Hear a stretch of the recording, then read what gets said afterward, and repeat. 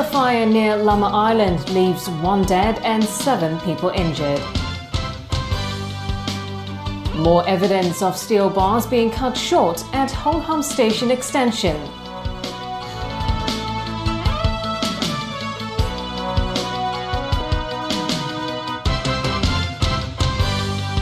Hello and a very good evening. An oil tanker caught fire off Lama this morning, leaving 1 dead and 7 injured. While the Marine Police rescued more than 20 crew members, 2 others remain missing.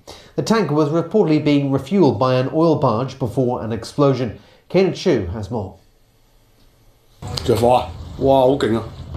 Flames and smoke emerged from this 140-meter oil and chemical tanker that caught fire off the coast of Lama Island. The vessel caught fire at around 11:30 a.m. The fire was upgraded to a number 3 alarm about 2 hours later. 4 fireboats battled the blaze. A diving support vessel was also deployed to the scene.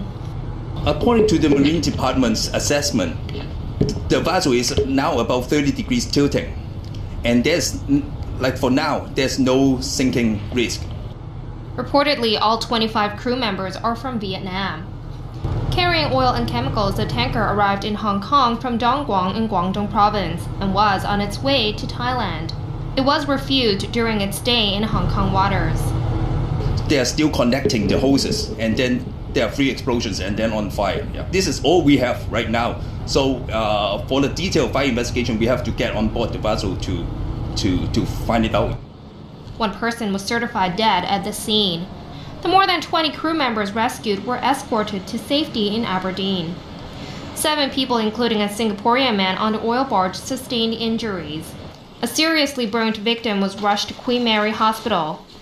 A helicopter was also deployed to search for those missing.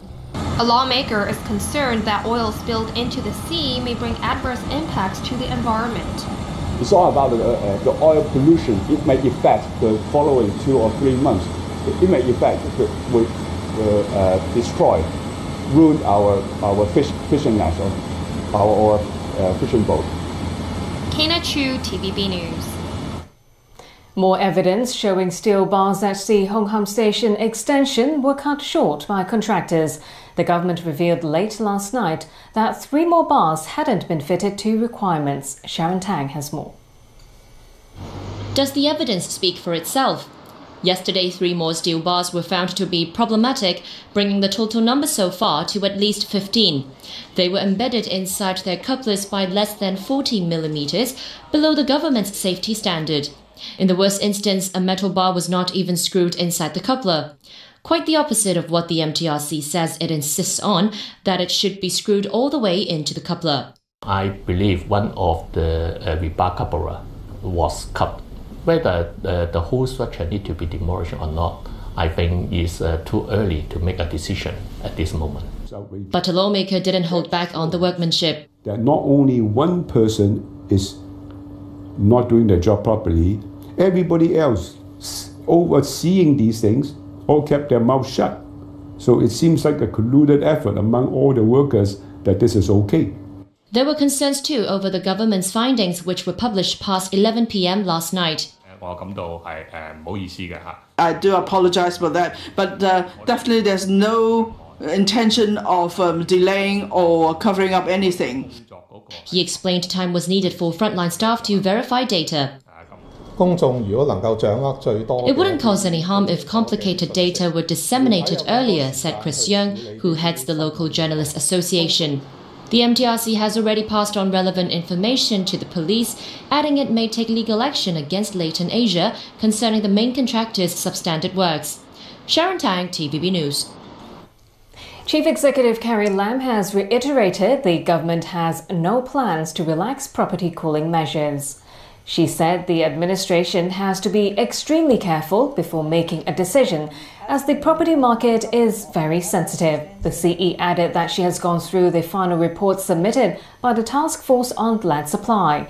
She said her administration shares the same views on many of the recommended land options, yet she said it may not be a responsible act for the government to fully adopt whatever proposals put forward by the expert panel. On whether part of the Fanling Golf Course should be developed, Lam said the government will wait for the results of a private recreational lease policy review. That particular consultation has not completely concluded. In other words, the Home Affairs Bureau has not even submitted a report to me, so it would be unfair for myself or the Secretary for Development to jump into a conclusion. I really hope to steer people away from just focusing on one lease, that is the Fanling Golf Course. US President Donald Trump will make a primetime address to the nation later tonight to argue his case for a border wall with Mexico. It comes as a partial shutdown of the federal government enters its 19th day. Alan Buckner reports.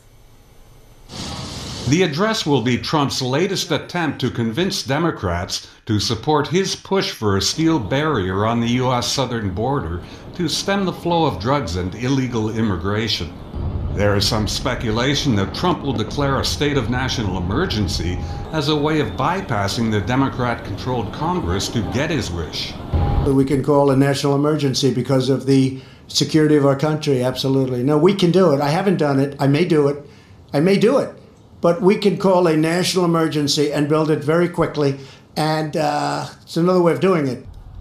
Democrats are demanding equal time from the television networks to counter what they predict will be malice and misinformation from Trump, and they say they won't give in. If when every time President Trump throws a tantrum and demands he get his way unless the government will be shut down, it will create disaster. It'll encourage his worst instincts, which are bad enough now. The government shutdown is now into its third week, and federal workers affected say they are feeling the pinch. Here I am as an essential employee, have to get up and go to work every day. And I'm trying to figure out how to get my child lunch. Then, as an essential employee, I have to figure out how to get to work. I don't have the money to do that either. There's no paycheck coming in to get gas. It's not a game to us. I mean, it seems like it's a game to him. Oh, I'll keep the government shut down for months, for years. Well, what about the 800,000 people? Alan Buckner, TVB News. The head of the World Bank has unexpectedly announced that he is stepping down. Jim Yong Kim has been president of the World Bank Group since 2012, appointed twice by former US President Barack Obama for 5-year terms. He is said to be at odds with the Trump administration over climate change and the need for more development resources. Kim plans to leave the world's biggest development finance institution on February 1st. That's more than 3 years before his current term expires. The Korean-American physician is an advocate for green energy projects, but has avoided public clashes with the Trump White House, which wants to revive the US coal industry. Kim is set to join a private sector firm focused on infrastructure investments in the developing world. And still to come on the news tonight. 2 bus companies to increase fares on January 20th. The prosecution in Howard Lam's trial withdraws part of the evidence submitted earlier.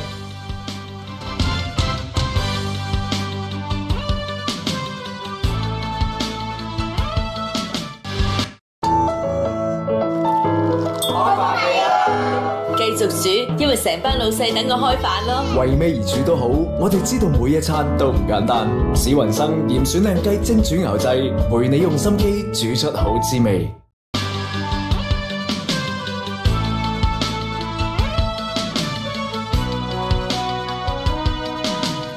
Welcome back to TVB News. Be prepared to pay more if you often commute by buses. From January 20th, 2 bus companies will increase their fares. New World First bus services will cost you 5.6% more and city bus fares up 7%. The Executive Council approved these adjustments, which are below the 12% hike both operators wanted. And that's because franchised buses already benefit from a government toll exemption fund. There's also a need to take into account public acceptability and affordability. Now the Transport Department is trying to play catch-up. It's now looking to implement more safety measures and better regulate franchise bus services after being criticised as not being proactive enough. Here's Christy Lowe. indicators. The government held a press conference today to respond to 45 recommendations put forward by the Independent Review Committee on Hong Kong's franchised bus service. The panel was set up after 19 people were killed in Tai Po last February in the city's deadliest bus crash. It would be easy to confuse the work carried out by the Transport Department being reactive. But the fact that the actions and the many initiatives were actually introduced much earlier than February last year. So what exactly will the government do? There are at least 10 recommendations to be implemented and put in place within 2019. We will set up a transport technology unit within the Transport Department on the advancement of transport technology in vehicles as well as franchise bus.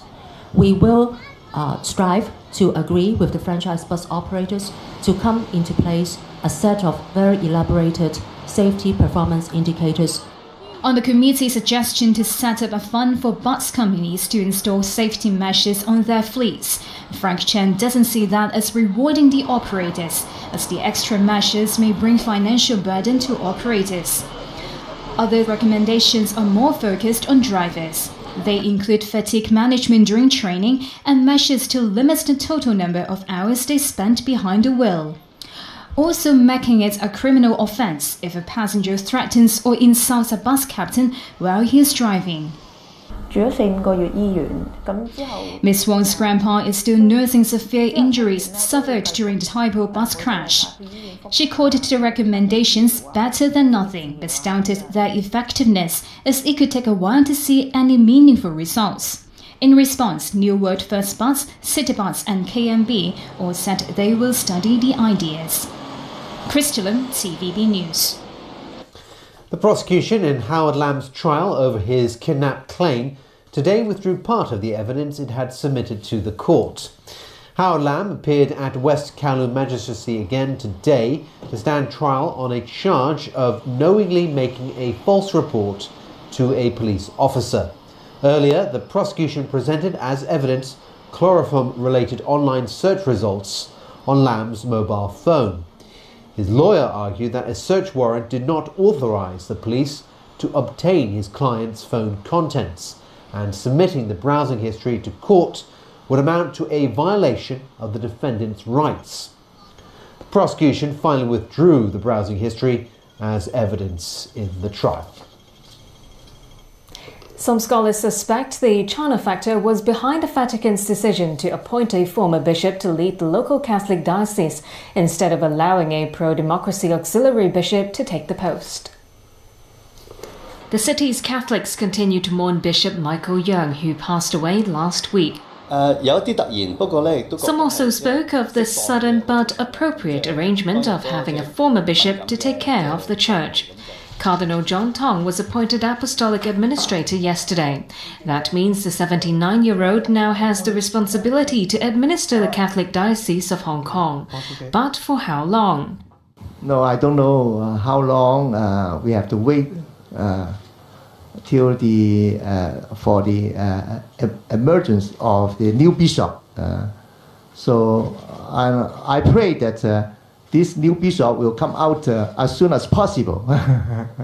Regarding whether the new bishop would be accepted by the government in China, that is not our main concern, because we always said that the church is mainly concerned about our religious matters. Yeah.